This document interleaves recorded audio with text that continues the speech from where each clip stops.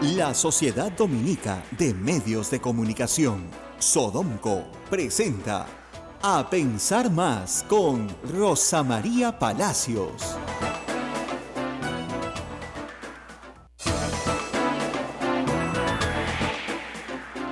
Hola amigos, buenos días, bienvenidos a Pensar Más con Rosa María Palacios a través de las emisoras de Sodomco, Sociedad Dominica de Medios de Comunicación.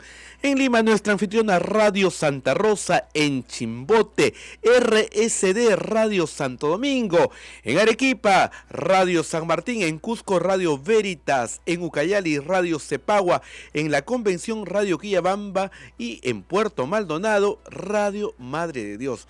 Rosa María, muy buenos días. Muy buenos días, amigos, desde Lima para todo el Perú. Y tenemos aquí, por supuesto, mucha información. Empezamos la semana con noticias que tienen que ver con el presidente de la República, nada auspiciosa, ciertamente. Más enredos de Westfield, de Surfers Capital y de la participación de estas empresas formadas por el presidente y por su empleado, socio, ya no sé, amigo, Gerardo Sepúlveda. Él ha dicho que no son amigos, Gerardo Sepúlveda, chileno, que administraba estas empresas y que hacía negocios con varios conglomerados, consorcios importantes que tenían contratación con el Estado. Obviamente estamos hablando de Odebrecht, sobre todo en la IRSA Sur, la IRSA Norte, y también en el trasvase Olmos e Irrigación Olmos. En realidad son 4 proyectos muy grandes que manejó Odebrecht durante los años en los que el señor Pedro Pablo Kuczynski fue ministro de Estado. Pero anoche también hemos tenido noticias de el contrato con TGP para transportar el gas de Camisea. Entonces se está acumulando información. Les voy a decir con sinceridad, no muy clara, creo que falta una mejor presentación, ¿no es cierto?, para establecer exactamente cómo ha funcionado y si es que ha funcionado la puerta giratoria, es decir, el estar de dos lados de la mesa. Lo que sí es interesante en el reportaje de Daniel Llovera es que el presidente el 17 de diciembre en rueda de prensa le dijo a los periodistas que él no tenía ningún recuerdo de estos contratos que había firmado Sepúlveda por él y que seguramente Sepúlveda estaba buscando una ganancia, un mejor porvenir, pero que él no tenía la menor idea de qué se trataban. Sin embargo, en el contrato de TGP, en que participa no solo el Banco de Crédito, sino Apoyo Consultoría y Westfield, cuando el presidente no era ministro, sí participa en un par de reuniones. Entonces, por lo menos se le ubica ahí, por testigos claros. Entonces, ¿cómo que no se acuerda de nada? Ahora, tal vez ya no se acuerde de las cosas, en general puede ser con la edad, ¿no? La gente olvida, pero no son tan antiguas, no estamos hablando de los 70s o los 80s, estamos hablando de hace 15 años, no es tan antiguo, digamos, de 10 a 15 años. Entonces, bueno, ahí hay una investigación, también esta información de Panorama, que BCP ha dado cuenta a la Unidad de Inteligencia Financiera de todas las transferencias que ha hecho a Pedro Pablo Kuczynski. Ahora, no hay material para examinar de qué clase son esas transferencias, así que no sabemos si le estaban mandando la plata en sus ahorros desde Estados Unidos o era su plata, no sabemos más. Y en el camino, por supuesto, la comisión de Lavallato seriamente cuestionada, ¿no? Hoy se publican encuestas, ayer también de GFK, que dan una fotografía un poquito todavía movida, porque se sigue moviendo la foto de lo que está pasando en el país. La noticia más importante ahí es que el presidente ha caído fuerte y está hoy en menos de 20% de popularidad, está en 19%. Eso, 19 puntos porcentuales, para decirlo bien. Eso es... Tendría que hacer el presidente, presentarse a la Comisión Lavallato, pero está tan desprestigiada y venida menos, Mira, o ante un fiscal, ¿qué es lo que tendría que hacer? El problema es el siguiente, o sea, esto es post-papa. El presidente pensó que con el papa le iba a ir muy bien. Es más, en inauguraciones esta semana ha estado mencionando al papa. No sé si te has dado cuenta. Me reuní con el papa en mi oficina, en mi escritorio, y el papa me dijo que siga haciendo lo que estaba haciendo. Es decir, yo hablo con el papa, pues, ¿no? Entonces pensó que esto le iba a subir la popularidad. No le ha ido bien. No le ha ido nada bien. Está peor que antes. No le ha gustado a la gente que se esté colgando el papa para tratar de obtener algún tipo de reivindicación personal, reconocimiento personal. Eso nunca cae bien, los políticos no aprenden, bueno, esta vez cayó peor que nunca. Y después de eso, por supuesto, tiene que escoger un camino, ¿no? El tema es el siguiente, yo se los he explicado varias veces, durante su mandato, el presidente de la República no puede ser acusado por ningún delito, salvo 4 cosas que están en la Constitución que no tienen nada que ver con lo que está pasando ahora, ¿no? Cerrar el Congreso, impedir las elecciones, etcétera. Como no puede ser acusado, no tiene ningún sentido investigarlo. E incluso, cuando termina su mandato, tiene 5 años, durante 5 años, lo tiene que investigar el Congreso, acusar el Congreso, se tiene el beneficio ante juicio y acusarlo ante la Corte Suprema. ¿Ok? Entonces, esto implica un trabajo de la Fiscalía posterior, ex post, cuando deje la presidencia de la República. Por supuesto, puede ser que tú estás investigando a Pepe y encuentras algo de Juan, sí, pues, y ahí puedes llamarlo a que responda si es que quiere, ¿no? Pero no está obligado a hacerlo, y eso es lo que él le dijo a la Comisión Lavallato varias veces. Ahora sí quiere ir, pero yo no sé si le convenga ir o no, porque la verdad es que las informaciones son tan contradictorias sobre lo que él dijo en diciembre y lo que está sucediendo un mes después, que yo no sé si le convenga ir a Lavallato o no. Es muy enredada su explicación. O sea, la explicación siempre fue la siguiente, y la que yo creí, la que todos creímos. Westfield es mía, First Capital es del señor Sepúlveda. Sobre First Capital le preguntan al señor Sepúlveda, yo no sé nada de eso. Muy bien. Y Westfield, efectivamente, el señor Sepúlveda usó el nombre de Westfield para hacer negocios propios sin mi conocimiento. Esa fue su defensa. Y la usó, y obviamente las utilidades que obtuvo, evidentemente yo también las cobré. Ahí es donde el cuento tenía una pata corta. ¿Ok? Puede ser, pero no fue mucho dinero, fueron unos reembolsos mientras yo era funcionario de Estado, y cuando terminó mi mandato en el 2006, el señor Sepúlveda cobra un honorario, no sé cuánto se llevó Sepúlveda, no sé cuánto le tocó a Westfield.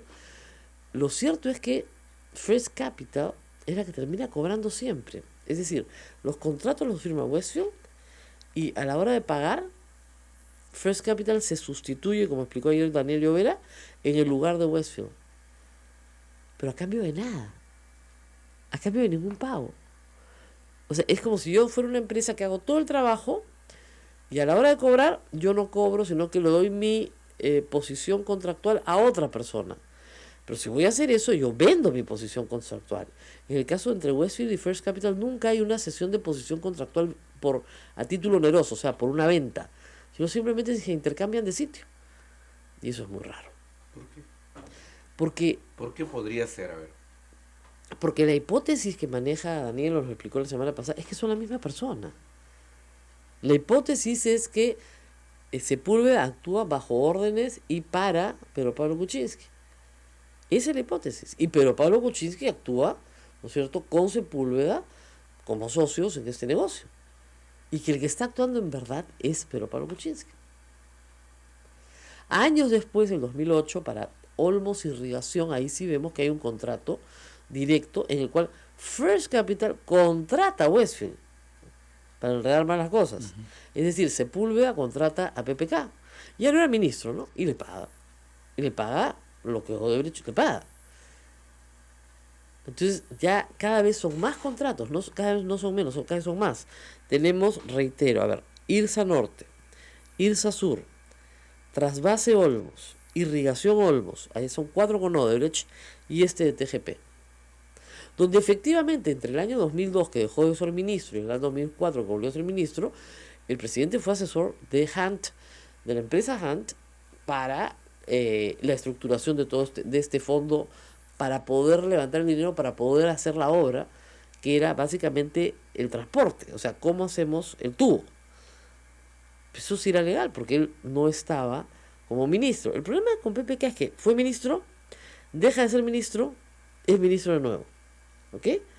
Cuando él vuelve a ser ministro, la segunda vez, ya tenía una serie de operaciones que se las traspasa a Sepúlveda. O según la versión de Kuczynski inicial, de la cual él no tiene ninguna idea, y es Sepúlveda el que se las maneja. Esto se va a ir agravando porque Barata va a contarlo más. Hay 5 o 6 reuniones de Barata con Pedro Pablo Kuczynski como ministro. 7 reuniones. 7, ¿no? 7, 5, 6, 7, ya no sé. Como ministro.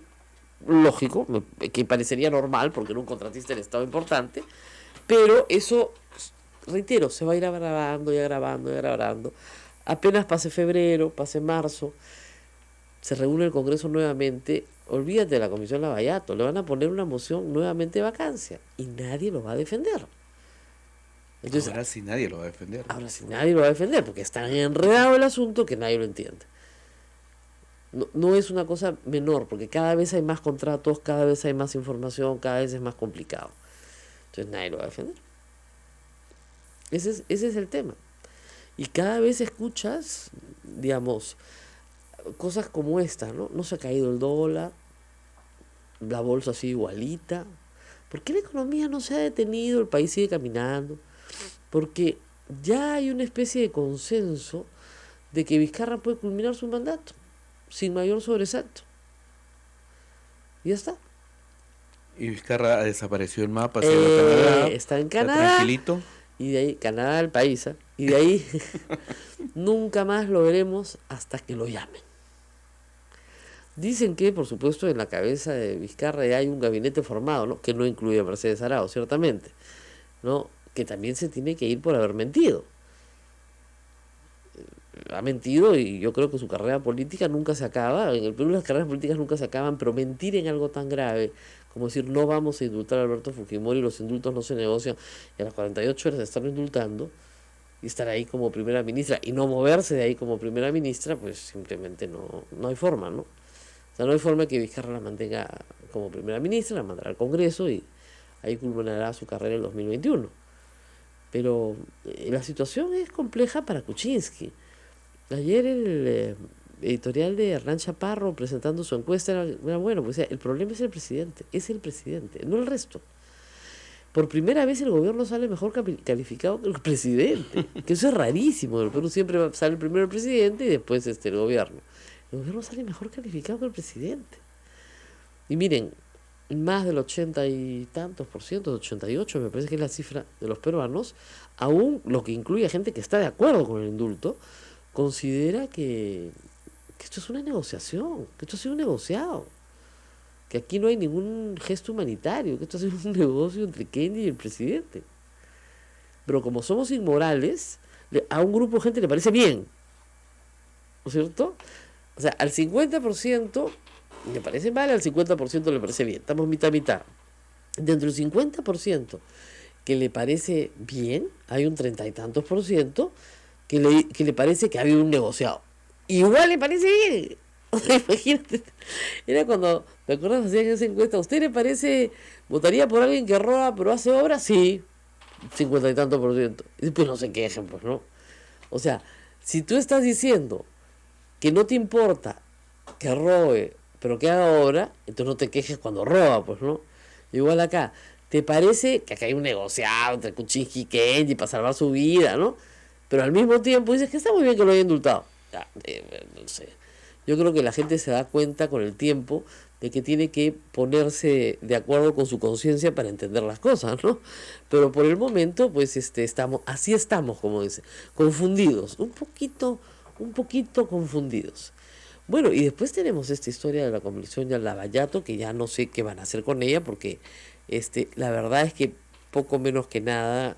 O sea, ¿para qué sirve la Comisión de Lavallato? Básicamente para defender al fujimorismo, claro, al fujimorismo de Keiko y a Alan, o sea, a nadie más. El resto son acusaciones que no tienen ni pie ni cabeza. Esto además ya tiene meses, y obviamente cuestionan a Rosa María Bartra, por cierto, pero al mismo tiempo no la sacan, porque no la pueden sacar, porque no tienen la mayoría. Van renunciando sus integrantes, o sea, se va desgranando, nombran a otros nuevos, y en fin, ahí vamos. Alianza para el Progreso se ha retirado. Sí, claro, ya, Marisol Espinosa dijo, ¿qué hacemos acá? Vámonos, chao.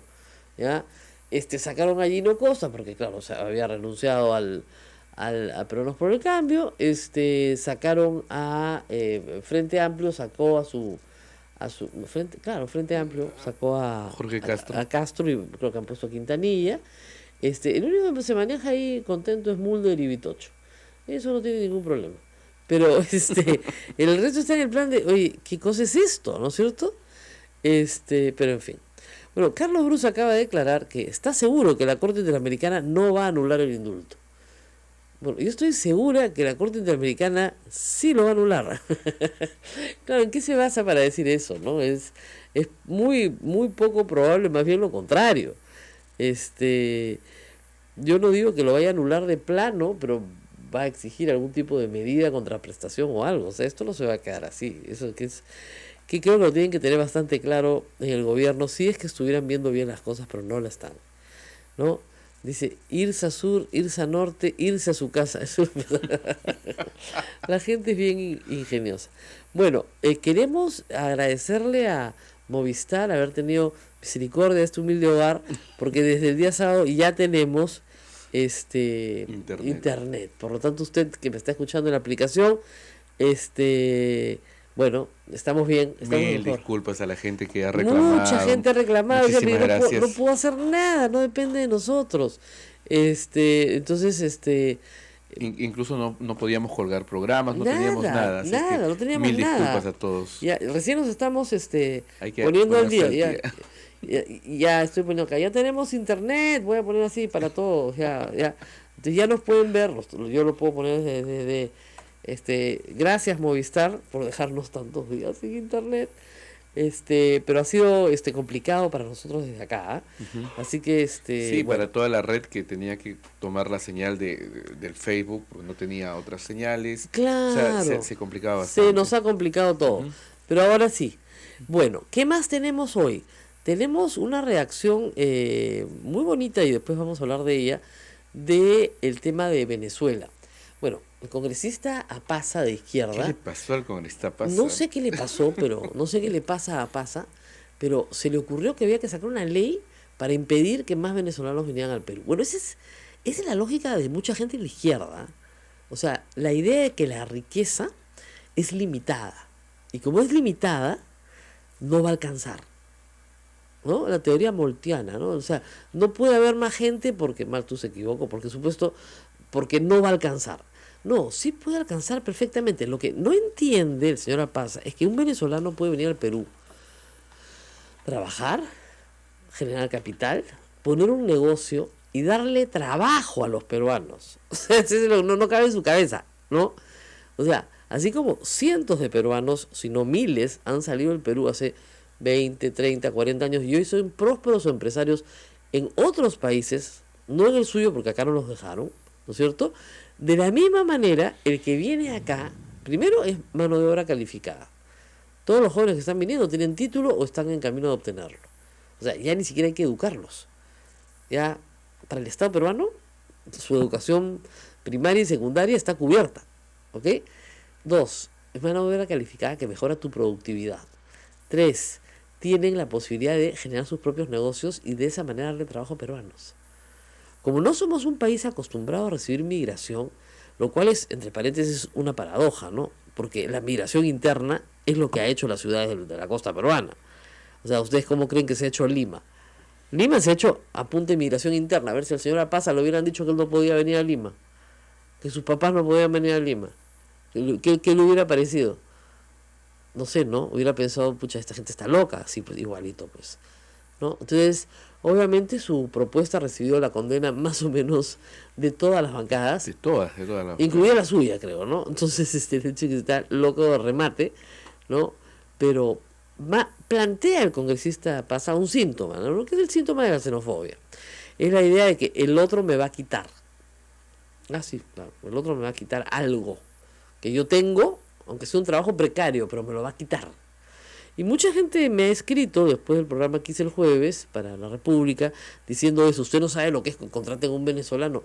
Mira, pudieron haber contratado a un peruano también. O sea, perder tu trabajo no implica que tengas que echar la culpa a alguien. No implica. O sea, puede ser que le puedas echar la culpa a alguien, ¿no? Pero puede ser que tu jefe siempre quiso votarte, ¿te das cuenta? Y de eso no tiene la culpa el venezolano, en absoluto. El ministro Javier Barrera, que está muy activo, todo el fin de semana ha estado por todo sitio, ha dicho que va a velar porque se le pague a los venezolanos igual que a los peruanos para que no genere que prefieran votar a un peruano y contratar a un venezolano. Claro. Bueno, acá me dicen Workers of the World United, es el manifiesto comunista, empieza así, ¿no? Obreros del mundo unidos. Pero, claro, para el congresista Pasa eso no funciona. O sea, es comunista, pero del mundo le parece muy grande. Del Perú. Del Perú nomás, ¿ya? Entonces, sí, pues, o sea, miren, esto es una solución temporal. Algunos se quedarán, sí, porque se enamorarán de alguna peruana, de algún peruano, establecerán sus familias acá, en fin, pasa siempre, igual como los peruanos se fueron en mucho mayor número en los 70s, claro, porque no había trabajo acá durante la dictadura militar. Exactamente igual. ¿Ya? Y algunos se quedaron, otros se regresaron. Hay gente que es muy trotamundo, hay gente que no. Entonces, en fin, ¿no? Pero lo que va a tener que enfrentar el Perú el próximo abril, me parece ya, o en marzo, es la Cumbre de las Américas. Maduro ha dicho que quiere venir. Y acá lo van a esperar los venezolanos con los brazos abiertos, o sea, como al Papa. Van a tener que, apenas salga ¿no? Por Fawcett, van a tener que poner policía a los dos lados de la pista, porque tomatazos le van a tirar. ¿No? Es que de verdad, pues, o sea, en vez de darle bienvenido, lo van a agarrar a tomatazos. Es que, qué arrogancia, ¿no? La de Maduro, realmente, una arrogancia. Venirse a buscar, ¿qué? Problemas, en fin.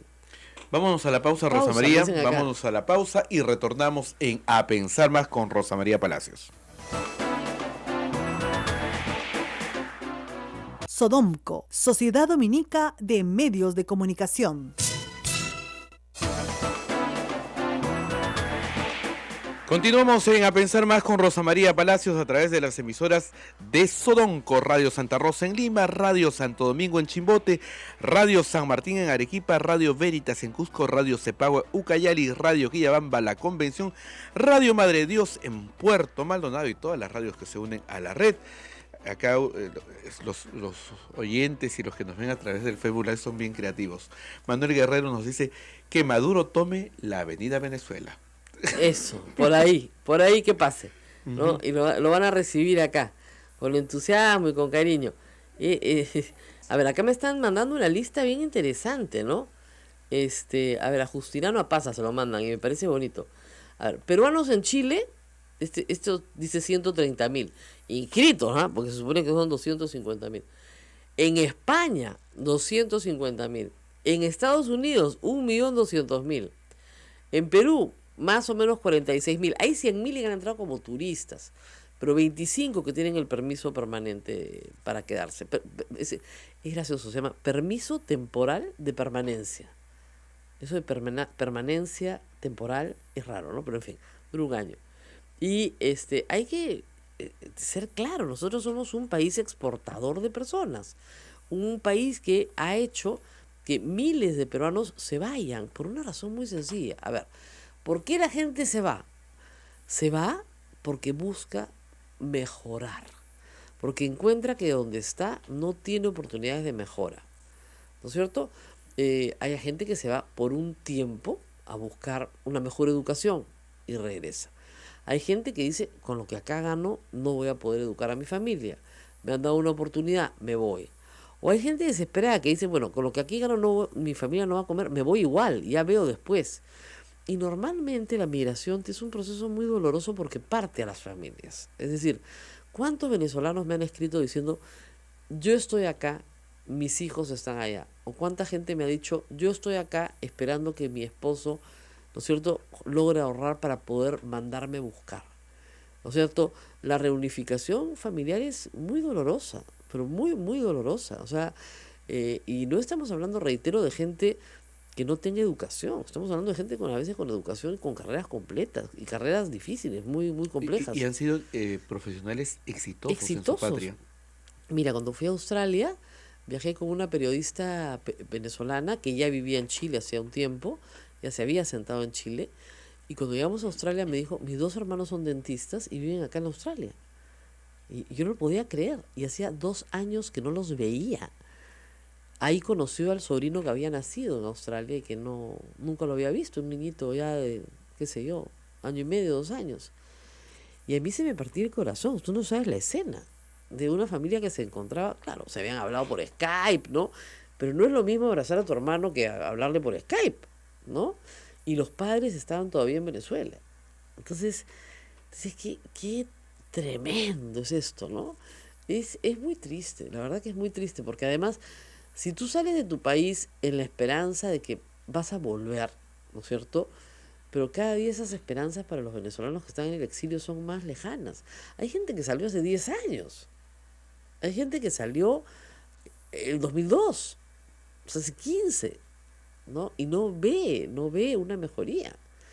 Y además hay que decirlo claramente, el problema de Venezuela no solamente es que tiene un gobierno dictatorial, autocrático, de corte socialista, que empobrece más a la gente, todo eso es política. El problema ya es humanitario. No hay medicinas, no hay comida, no hay elementos básicos. Entonces, tú no estás hablando ahí de simple y llanamente que hay que ser, alguien me lo dijo, no es solamente un tema de ser recíproco con el prójimo, ¿no? Sino ser humano. Es una crisis humanitaria. O sea, en este momento yo sí creo que el Perú debería liderar un proyecto, digamos, democrático continental para que cada país reciba por lo menos a 100.000 venezolanos en tanto la crisis baje. Por lo menos para poder sacar de Venezuela a 1 millón de personas, ¿no? Y puedan esas personas pues sobrevivir hasta que la crisis termine. Y esa crisis pasa porque, yo les digo, a la oposición venezolana no se organiza para entender una sola cosa. Miren, el socialismo o el comunismo, si se quiere, le basta hacer un gol a la democracia para ganar el partido. Y ese gol es llegar al poder. De ahí no se van nunca. Nunca. Hacen unas farsas de elecciones, pero no se van nunca. Entonces, a la democracia, en cambio, ¿no es cierto?, le cuesta mucho. Hay que pelearla en cada elección para mantenerla y cuidarla.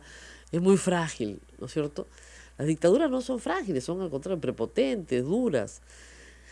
Además del problema de la violencia en Venezuela, que es otro problema gravísimo. Tiene el índice de asesinatos más alto de la región.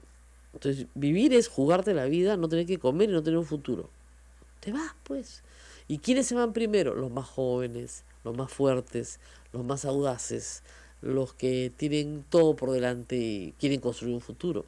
¿Quiénes son los últimos en salir? Los mayores, los enfermos, los viejitos, o sea, las personas vulnerables. Esas son las últimas en salir. ¿Y qué se hace mientras tanto? Se les manda plata, ¿no? Pero se les manda plata, pues me decían que ahora el régimen de Maduro quiere controlar la entrada de plata de fuera. Entonces te podrás imaginar, o sea, te has tenido que ir de ahí por culpa de Maduro y ahora Maduro quiere agarrarse tu plata, ¿no? Para cobrar un impuesto, no sé qué barbaridad. ¿Ya? Entonces el trabajo de millones de venezolanos fuera de Venezuela mandando plata a sus familias, pasar por las manos de Maduro. Entonces yo lo que te decía hace un momento, la oposición tiene que entender que ahí no van a haber elecciones competitivas mientras estos estén en el poder. Tienes que sacarlos del poder. O sea, toda la oposición tiene que unirse, presentar un solo candidato, ganar y después convocar elecciones competitivas, donde ya se compita libremente en 2 o 3 años. Pero si van separados, lo único que hacen es que Maduro vuelva a ganar. Así es. Una y otra vez. Y ya se presentó, ya se lanzó como candidato. Ha adelantado elecciones porque está convencido que va a ganar, etcétera. Entonces, claro, ha prohibido el voto de venezolanos en el extranjero. Eso es otro vacilón. Porque, claro, los que se van son los que lo odian, pues, ¿no? Entonces, ha prohibido que los venezolanos voten en el extranjero. Ya no hay voto de venezolanos en el extranjero. ¿Ya? Entonces, si votaran todos los venezolanos en el extranjero, créanme que Maduro no estaría en el poder. Y las Fuerzas Armadas, que normalmente son como garantes en Latinoamérica, lamentablemente, de la democracia, están absolutamente corrompidas. Y eso es lo que te dicen en Venezuela. Son corruptas de arriba abajo. Porque ¿qué ha hecho Maduro? Como hacía Montesinos, ¿no? Ofrecía, pues, y los que aceptaban, pues. Entonces, esos son los que sostienen. En un régimen de este tipo, normalmente tienes que corromper a las Fuerzas Armadas para que te sostengan en el poder. Y ya, pues, no hay forma de sacarlo. Entonces, ese es el problema. Tremendo, ¿ah? Tremendo, tremendo. Entonces, Ya, ¿cuánto tiempo viene? mira, para que sigue tengan el una idea, sufrimiento y Chávez el llegó en dolor. 98 al poder, hace 20 años que están en el poder. Han quebrado Venezuela, las inflaciones son, ya no sé, porque ya comienza a perder la cuenta, ya no sé si, yo dije que era 2.800%, ayer salió en el comercio que era 13.000%, 13.000% al año, ¿ya? Y un país rico en recursos naturales, ¿ah? Mucho más rico que el Perú en recursos naturales, pero muchísimo más, con reservas de petroleras impresionantes, o sea, no, la verdad que no tiene ningún sentido que ese país sea pobre, no tendría por qué serlo, ¿no es cierto? Entonces, tiene todo para salir adelante, ¿no? Y sin embargo lo ve sumido en una pobreza, en fin. No sé si viste hace unos meses un fotógrafo norteamericano le tomó fotos a los perros callejeros en Venezuela. Ujú. Sacaron en primera plana el comercio, me parece. Y las fotos eran pavorosas, porque eran unos perros que parecían fantasmas. Parecían esos perros que haces para películas de terror, ¿no? De que son fantasmas pero no son perros. El hambre que pasaban los perros callejeros. Que ya nadie vota nada, pues. No pueden ¿Qué votar vas a absolutamente votar? nada. Nada. ¿Te acuerdas? Vino una chica venezolana acá al programa y dijo, mira, mi papá, que es un hombre de clase media, se ha bajado 10 kilos, ¿no? Desde que yo salí de Venezuela. Claro, le hace bien, no, nadie duda que le hace bien. Pero en realidad es terrible, ¿no? Y si la gente viene acá, ¿no es cierto? Y la tratan pésima, y le engañan, y le estafan, y les quitan su plata, y los hacen trabajar gratis, y no les reconocen, y además les dicen, venezolano arepero, andate al Girón de la Unión, que además dicho sea de paso, ¿ah? Todo trabajo dignifica. A mí me parece muy bien que una persona esté vendiendo algo en el Girón de la Unión y no esté robando, ¿ah? O sea, Claro. me parece muy bien que vendan algo. Y yo he visto en reportajes, si ustedes saben, médicos cirujanos, productores de televisión, ¿no es cierto? Vendiendo, claro, pues es el primer mes, el segundo, el tercero, pero a los 6 meses esas personas están en otra cosa. Es una especie de aterrizaje, ¿no? Así Tal vez el Estado peruano, a través de la Cancillería, o a través de alguna organización internacional como ACNUR, etcétera, porque estos no son refugiados, pero tienen las características muy parecidas, debería organizar algún tipo de servicios, que sí me parecerían, más eficientes, ¿no? Evidentemente Migraciones tiene que mejorar el servicio porque hay que expedir estos permisos temporales y hay que atender una cantidad de gente que no se esperaba, porque al Perú nadie quiere venir a vivir, pues déjense de cosas, no somos, de verdad, pues nadie quiere venir acá, no somos atractivos, no somos sexys, nunca lo hemos sido. No somos Europa, no somos Estados Unidos, no somos sexys.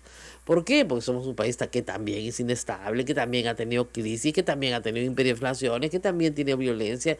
Entonces no es el país donde todo el mundo se muere de ganas de venir tampoco. Pero sí deberían organizarse algunos servicios que, digamos, una bolsa de trabajo, servicios migratorios, servicios de, digamos, tratar de reunificar familias, que eso se hace hasta en Estados Unidos. Es decir, si yo estoy acá y tengo mi visa y quiere facilitar las cosas para que el resto de la familia pueda venir, en fin. Entonces, eso todavía no tiene una respuesta muy organizada por parte del gobierno y obviamente estos venezolanos no pueden contar ni con su consulado ni con su embajada. Están definitivamente que no. completamente desamparados, no tienen amparo legal. Hay asociaciones ya de venezolanos acá. Y desde la iglesia también. Yo no sé, todavía en Lima no se ha puesto de moda. Le voy a preguntar al padre Javier si acá se puede hacer una misa para los migrantes. Sé que hay misa por migrantes de venezolanos Acá en en San Santo- Isidro, ¿no? en En San San Isidro. Isidro se están reuniendo, Claro. ¿no? Ahí se Bueno, acá reúnen. en el centro debería haber una, que estamos más cerca de muchos sitios de trabajo y que se llevó el sábado en la tarde, el domingo temprano. Dice, ya, los migrantes vienen a misa a tal sitio. Entonces, es un punto de encuentro también. No solamente es un punto de recuperar tus raíces católicas, porque la mayoría de los venezolanos son católicos, sino también porque puedes reencontrarte con personas de repente que están en tu misma situación, que te pueden dar un mejor consejo, porque inmediatamente estas redes pues se aconsejan, ¿no es cierto? ¿A dónde vamos? ¿Qué hacemos? Tienen páginas de Facebook, ¿no? ¿Cuál es un buen sitio? ¿Cuál es un mal sitio? Yo les agradezco, han reproducido el video que hice el jueves, lo han visto más de 2 millones de personas, lo cual es impactante. Esos son 20 puntos de rating. Pero lo que yo quería decirles ese día era que en el Perú la mayoría de la gente es más amable de lo que parece. Podemos parecer un poco tosquitos y malcriados, pero no somos malas personas en el fondo. Así que es cuestión de pedir y entender que sí se les va a mirar con un poco de temor al principio, porque, reitero, este es un país no acostumbrado a migrantes. Aun cuando recibimos migración interna y aun cuando maltratamos a nuestros migrantes internos, ¿ah? Eso sí, sin ningún asco. Ay, ay, ay. Rosa María, 8:37. Nos tenemos que ir. Sí, Alejo González nos dice: las sociedades diversas son las más tolerantes y saludables. Claro.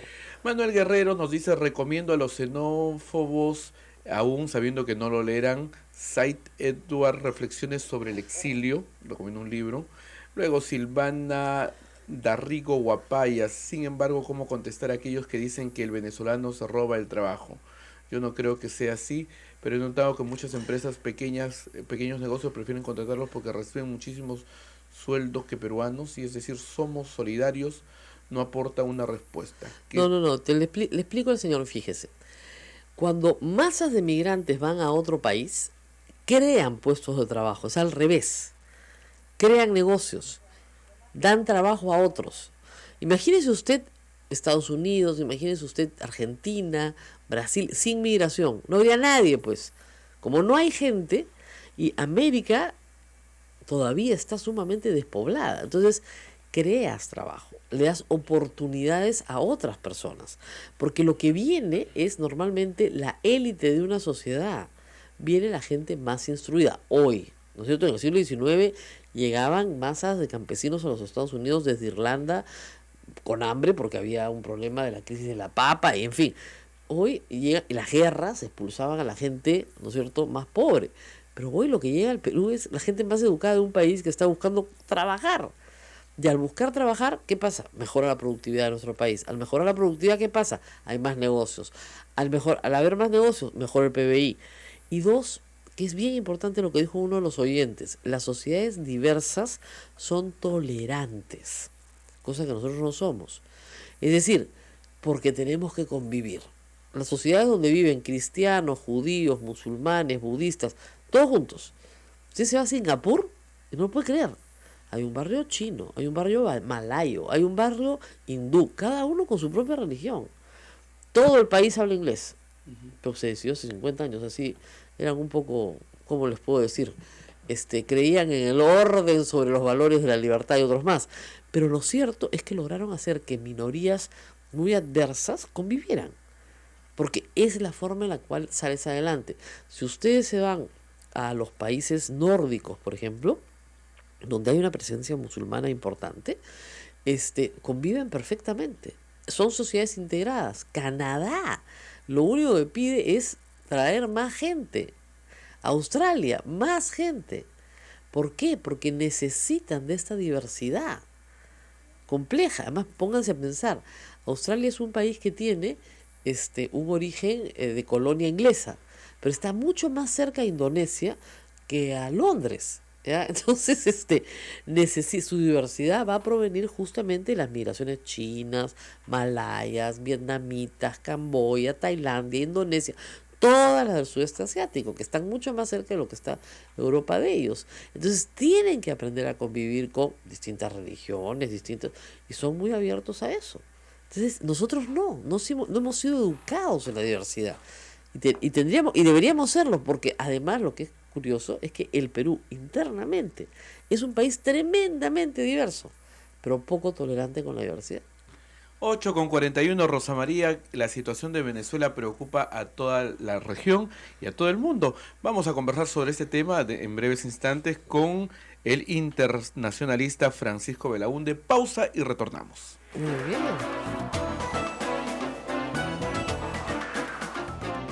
Sodomco, Sociedad Dominica de Medios de Comunicación.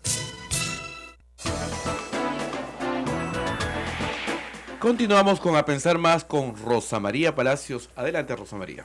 Y estamos en comunicación con Francisco Belaúnde para hablar justamente de la situación de Venezuela primero y luego vamos a hablar de la situación de los migrantes venezolanos en el Perú. Francisco, muy buenos días. ¿Qué tal, Rosa María? Encantado de estar todo.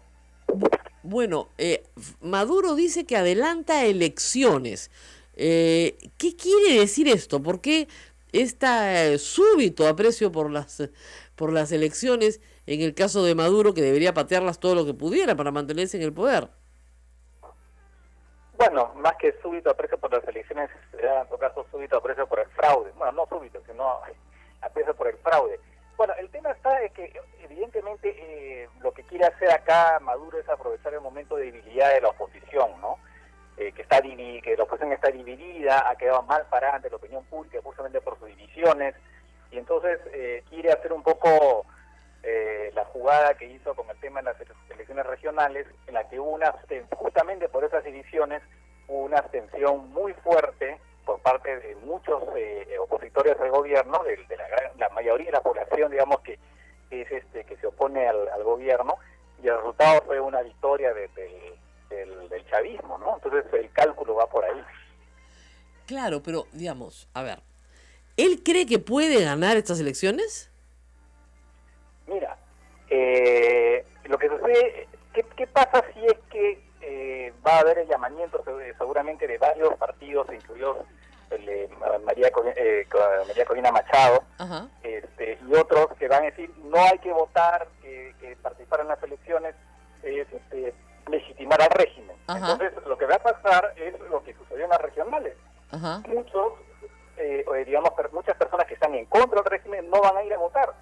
Claro. Entonces, y jugando un poco, haciendo maniobras, trucos del otro lado, el régimen podría finalmente, en ese escenario, a pesar de que es ultra minoritario a nivel de la opinión pública, al final poder ganar las elecciones. Entonces, lo que está haciendo la oposición es plantear mal la estrategia. Es decir, Claro. lo que hay que decir a la gente es que vaya a votar, ¿no es cierto?, con un candidato único. Así es. Entonces, Así es, pero ya se ha visto que la oposición no va a ir aparentemente con candidato único. Ya están varias voces diciendo que se van a lanzar cada uno por su lado. eso es un y desastre. la- Pues. O sea, es- podrían hacer un pacto por el cual elecciones competitivas luego de sacar a Maduro, Exactamente. que ese sería lo Exactamente. lógico, ¿no? O sea, es evidente que estas elecciones no son competitivas. Muy bien. Candidato único, todos vamos a votar. Sacamos a Maduro, elecciones competitivas. Así es, Ya, totalmente. ¿Por qué es tan complicado hacer una estrategia tan clara? Lo que pasa es que, claro, nosotros estamos acá, vemos las cosas con cierta Claro. frialdad, pero ahí evidentemente están las pasiones, están, digamos, los intereses que siguen estando ahí, o las personas que creen que finalmente su candidato, al final, a pesar de todo, puede ganar, aunque hayan otros candidatos de la oposición, pensando de repente lo que eso sucedió acá en el Perú o en otras partes, ¿no? Que finalmente, según las encuestas, las preferencias se concentran en el candidato que está con más posibilidades de derrotar al oficialista. Entonces se produce pues una especie de concentración de votos a ese nivel. Pero ya en las actuales circunstancias es una apuesta muy arriesgada, ¿no? Sobre todo teniendo en cuenta que finalmente lo que está en juego es la posibilidad de salir de una dictadura, ¿no? Claro. Ahora, si se pudiera hacer una encuesta real en Venezuela, ¿qué porcentaje de apoyo real tiene Maduro? Mira, las encuestas hablan de alrededor de 25%. Y que tiene que ver mucho, claro, hay sectores del chavismo duro que siguen siendo, digamos, chavistas, aunque también hay chavistas, digamos, puros que rechazan a Maduro, y también está porque también hay digamos, a pesar de todo, el régimen tiene todavía herramientas para digamos, acciones clientelistas, ¿no? Digamos, repartir líderes como una herramienta para conseguir adhesiones también, ¿no? Así es. Ahora, migración venezolana. Lo que ha sucedido desde casi el principio, ¿no es cierto?, desde los eventos del 2002 también, es que los venezolanos han comenzado a salir masivamente de Venezuela. cada vez en mayor número, cada vez en mayor, en una situación más desesperada. El Perú ha generado un sistema migratorio de fácil acceso, el permiso temporal de permanencia, que permite trabajar, etcétera. ¿No deberían los demás países de Latinoamérica adoptar una modalidad conjunta, es decir, toda la OEA adoptar una modalidad conjunta para manejar un problema que ya es humanitario?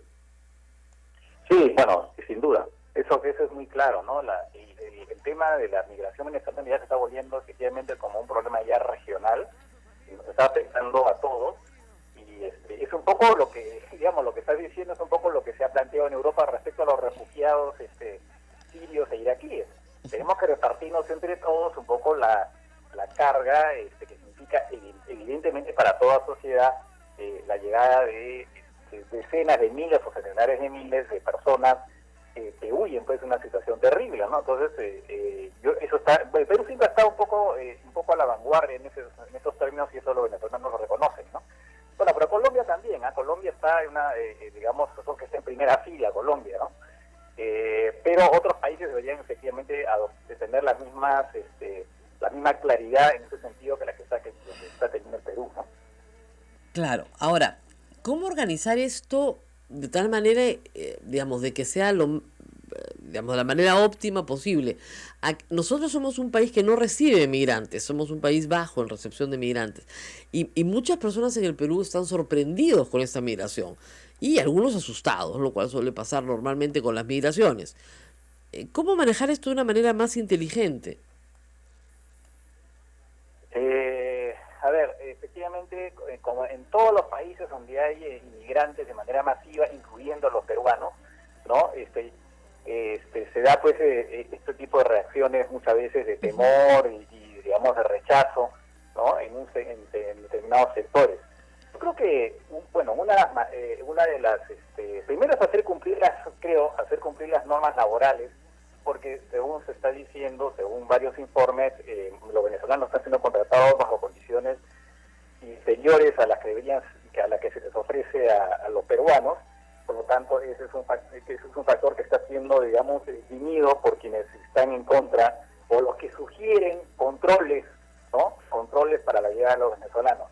Lo otro es, yo creo que también hay que recordar, recordar que los peruanos hemos, entre comillas, invadido un montón de países, somos un país inmigrante. Exactamente. En todos los lugares, se han creado también problemas con los peruanos y con otras migraciones. Entonces yo creo que eso es muy importante, ese mensaje, transmitirlo. Los venezolanos han sido sumamente solidarios con el Perú, nos han recibido a decenas de miles de personas, que nos toca también retribuir eso. Entonces, además, por supuesto, del hecho de que hay un derecho también de cada refugiado de ser acogido, pero ese es un argumento en realidad que pega menos a nivel popular. Más pega el hecho de que, caramba, hemos sido acogidos también por Venezuela, y somos acogidos en Chile, en Argentina y en otros lugares. Claro, y además en lugares fronterizos, o sea, en Chile, en Argentina, en Brasil, en Colombia, en Ecuador, hay peruanos, hay muchísimos peruanos, probablemente más que los venezolanos que están acá, pero exactamente, pero sí siempre genera estos sentimientos xenofóbicos, ¿no? La idea de que el extranjero te va a quitar algo, ¿no? Eso sí, eso es una cosa, es la primera vez que al Perú sí, como decías, el Perú nunca había sido un país, digamos, que recibe de manera tan masiva a inmigrantes, pues ahora nos ha tocado, nos estamos viviendo exactamente lo mismo que han vivido otros países, ¿no? Bueno, ahora nos ha tocado. Claro, ahora siempre pasa que la primera generación que llega es la que se mete en problemas, ¿no? Y siempre van a haber problemas, siempre va a haber, así como hay peruanos que hacen de todo, habrá un venezolano que hace algo que sea incorrecto, y esto estigmatiza al grupo. Y eso se da en todas partes, pero lamentablemente es una realidad en el Perú también. Bueno, y ahí está efectivamente un poco también la responsabilidad de los líderes de opinión, de los políticos, ¿no? De no estar cayendo justamente en y de los medios en general, ¿no? De no estar poniendo el foco excesivamente, ya por razones, digamos, porque tiene una posición xenófoba, en delitos cometidos eventualmente por venezolanos. como tú dices, naturalmente entre todo este grupo, del gran grupo de venezolanos que vienen, pues hay gente que son, hay gente indeseable, ¿no? Eso es obvio, ¿no? Pero Así es. el tema está, ¿Hay alguna entidad internacional, estoy pensando en ACNUR, que pueda manejar una situación así de migración masiva de un país? Mira, normalmente hay efectivamente el alto comisionado a los refugiados, que también, digamos, que maneja ese tema maneja esas grandes migraciones debidas a justamente gente que huye de situaciones humanitarias complicadas, ¿no? Pero ellos sobre todo están, digamos, actúan sobre todo en aquellos países donde finalmente es tan masivo el asunto que tienen que instalarse campamentos, ¿no? Campamentos para poder alojar a todas estas personas. Los venezolanos que llegan hasta el momento, hasta donde sé, no es que estén necesariamente, digamos, en la calle todavía. Bueno, no se nota ese fenómeno como por ejemplo se está viendo en Colombia, donde en Cúcuta, donde han invadido un local público para poder instalarse, están exigiendo viviendas, ¿no? Todavía en el Perú no estamos viendo eso, ¿no? Pero probablemente tal vez en algún momento se genere, sobre todo cuando son inmigraciones que son súbitas, ¿no? Como la que está pasando acá, ¿no? En poco tiempo un gran número huye, ¿no? Entonces ahí se vuelve inmanejable. Si se genera una situación como esa en que ya prácticamente tienes que hacer campamentos para, digamos, acoger a todos estos venezolanos, eventualmente Naciones Unidas podría intervenirse, claro. Así es. Bueno, muy bien, muchísimas gracias Francisco por este panorama de la situación en Venezuela y fuera de Venezuela. Gracias por estar con nosotros. Y nosotros tenemos que hacer una pequeña pausa antes de regresar y regreso con las elecciones municipales de Lima. Aunque ustedes no lo crean, la provincia de Lima, bueno, es una manzana bien apetitosa y reclamada. Castañeda ya no puede reelegirse. Eso nomás es buena noticia. Pero hay otros que quieren, y vamos a darles alguna lista preliminar de los que están ya haciendo sus pequeñas propagandas por toda la ciudad. Volvemos. Sodomco, Sociedad Dominica de Medios de Comunicación. 8 de la mañana con 57 minutos. Muchísimas gracias a todos los que nos escriben a través del Facebook Live. Hay bastante gente que escribe, que comenta, que está de acuerdo, que está en contra. Pero a todos, muchísimas gracias, por escribirnos. Y a ti, Rosa María, a través del Twitter también te están escribiendo. Me están escribiendo. ¿No? Y bueno, hay gente que me pregunta, ¿qué hay de las elecciones municipales? Bueno, estamos todavía lejos, ¿no? Faltan 9 meses para octubre, para tener elecciones municipales. Pero ese era un espacio en el cual también este gobierno, si hubiera sabido jugar bien las cosas, hubiera tenido un poco de paz, porque las campañas municipales, digamos, se calientan mucho en septiembre, pero ya desde agosto, ¿no? Comienzan a haber movimiento. Sin embargo, y aun cuando no han sido convocadas aún, ya hay propaganda por toda la ciudad de Lima. Ustedes ven carteles rarísimos. Este señor, quiere ser candidato. Bueno, muy bien. Entonces, ¿qué es lo que está pasando? Ya hay, según la República hoy, 8 candidatos, ya más o menos sostenidamente lanzados. De repente se retiran, de repente no. Tú sabes que la publicidad está prohibida, ¿no? Hasta que no se convocan a las elecciones, no se puede poner publicidad. Pero todo el mundo se sienta como... Incluso a nivel distrital he visto... Exactamente. Acá en el Perú, como todo el mundo hace lo que le da la gana, y la OMP no tiene ningún poder, entonces, y no hay ninguna sanción, o sea, no que te quitan de la carrera, ni mucho menos, entonces, ni modo, pues. A ver, ¿quiénes son? Están en competencia o en carrera Renzo Reyardo, que tiene su propio partido, que se llama Perú Patria Segura, Juan Carlos Zúrek, que iría por Somos Perú, Renzo Reyardo ha sido fujimorista, ¿verdad? Fujimorista de Cambio 90, su padre, acuérdate. Claro. Congresista de Cambio 90, él después congresista claro que sí. de...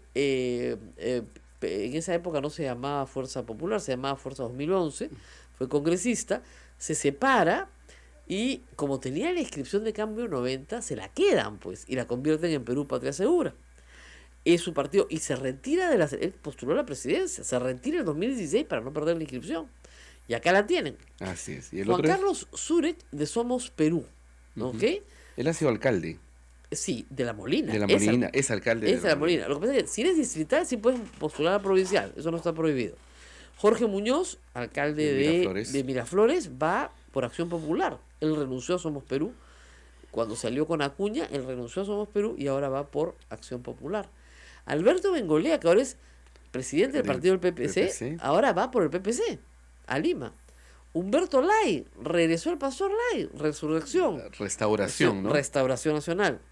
Julio Gago, que también fue congresista del Fujimorismo, va por Avanza País, ¿no?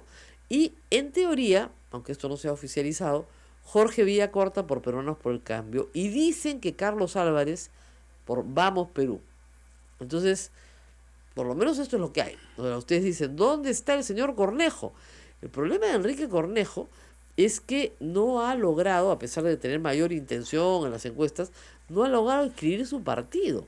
Entonces, eso es una cosa complicada, porque la inscripción ha cerrado el plazo para el 10 de enero. Ya, o sea, ya venció. La ley 30673 tenía un articulito diciendo, si para el 10 de enero no estás inscrito, chao pescado. Según Cornejo, ¿no es cierto? Puede tener razón. Esta es una maniobra de los partidos para eliminar a sus adversarios sin someterse pues a la votación, ¿no es cierto? Y hay muchos movimientos, Susel Paredes lo estaba explicando, más pequeños distritales, que tampoco van a poder inscribirse por esta famosa inscripción del 10 de enero. Ella ya lo logró, pero otros podrían entrar, ¿no es cierto? El alcalde de Comas, Miguel Saldaña, también quiere ir a Lima, pero su movimiento, que se llama La Suma de Todos, no ha sido inscrito, ¿no es cierto? Entonces está juntando 5.000 firmas y van a presentar una acción ante el Tribunal Constitucional pidiendo la inconstitucionalidad de la ley 30673, ¿ok? Así estamos. Y, bueno, esa es la situación de Miguel Saldaña y de Enrique Cornejo, que están en este asunto bastante preocupados. ¿Tú crees que Enrique Cornejo, con toda la mochila de Odebrecht, que si bien es cierto, no está nada seguro, pero está cargando un paquete muy pesado? Es muy pesado, yo también creo lo mismo. ¿Pueda tener alguna posibilidad? También. Hay otros aspirantes, ¿ah? También se ha hablado de Manuel Velarde, que es actual alcalde de San Isidro, de Daniel Urresti, pero Urresti también tiene otra mochilaza gigantesca, que es el proceso judicial por la muerte del periodista Hugo Bustos. Que vamos a ver, él dice que tiene la propuesta de 3 partidos para postular, pero tú sabes cómo es Urresti, que habla bastante, ¿no es cierto? Manuel Velarde fue elegido en San Isidro por el PPC, así que no podría ir ahora, y pero hay otros partidos sueltitos, ¿ah? O sea, con inscripción. Podemos, que es de José Luna, Podemos por el Progreso, José Luna ya tiene su partido, se peleó con Solidaridad, ya tiene su partido, Siempre Unidos de Felipe Castillo, o el Partido Humanista de Yehude Simón. También hay que decir que ni Fuerza Popular, ni Solidaridad Nacional, ni Alianza para el Progreso han dicho quién va a ser su candidato. O sea, APP, los fujimoristas y Solidaridad Nacional no tienen candidato. O sea que probablemente hayan 3 más. No, podemos llegar con 16, 17, 18 candidatos. No se asusten, así es el Perú. Eso no quiere decir que haya digamos, una gran democracia en nuestro país. Lo que pasa es que hay un exceso de ambición, que es otra cosa. Y esto pasa en cada zona, en cada región, en cada localidad. En cada sitio donde me están escuchando en este momento. A nivel provincial, distrital y regional, en los 3 niveles de gobierno, va a pasar lo mismo. ¿Cuál es la diferencia con esta elección? Que según esta misma ley, los movimientos regionales ya no tienen que rendir ni cuentas a la OMPE. O sea, no solamente estábamos mal, ahora estamos peor. ¿Ah? Es increíble, increíble. Pero así están las cosas, pues. ¿no? Y nuevamente tendremos los negociados, nuevamente claro, en vez de estar la gente del narcotráfico que narcos y minería ilegal, tala ilegal, o sea, en las zonas más digamos, alejadas de Lima, donde el crimen organizado campea, la plata va a la campaña, de todas maneras, tienen sus candidatos, ni que fueran sosos, tienen que tener poder político porque a nadie los moleste. Bueno, esa es la situación, y de eso no se habla. Entonces, en eso estamos. Mira, acá me cuenta José Alejandro Godoy, bien dateado, que Julio Gago está negociando con el kenjismo para el apoyo de Alberto. Ah, bien jugado. Gago, claro, con el kenjismo. Y Reyardo será pues con el queiquismo. No, porque mira, el APRA, Solidaridad Nacional y el fujimorismo queiquista no han definido candidato de Lima, ¿no? ¿Qué pasa con Capuñayo Crospoma? También Esther Capuñay también está postulando, aun cuando no estoy muy segura, al final, con quién va a ir. Si con UPP o no, eso es lo que parece. Y el Partido Humanista dicen que puede lanzar a Gustavo Guerra García a la alcaldía, ¿no es cierto? Pero que quiere darle, Eugenia Simón, inscripción a una carta de izquierda. Podría ser. Luis Así Enrique Galvez de la Puente, por Acción Popular, me dicen acá. es posible, pues no han anunciado, pero acuérdense que no. Acuérdense que Acción Popular tiene como precandidato a Jorge Muñoz, que es el alcalde de Miraflores, pero claro, en esos partidos hay elecciones internas, ¿no? Y lo han invitado a postular internamente, ¿no es cierto? Para ahí vamos. Bueno, nos tenemos que despedir, 9:05. Nos vamos, pero volvemos pronto. Mañana estaremos nuevamente con ustedes. Muchísimas gracias a toda la red Sodonco, Radio Santa Rosa en Lima, Radio Santo Domingo en Chimbote, Radio San Martín en Arequipa, Radio Veritas en Cusco, Radio Cepagua en Ucayali, Radio Quillabamba en La Convención y Radio Madre de Dios en Puerto Maldonado. Hasta mañana, amigos. Hasta mañana.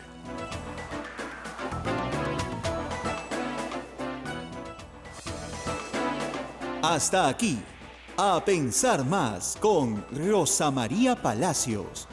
Este programa fue producido por la Sociedad Dominica de Medios de Comunicación, Sodomco.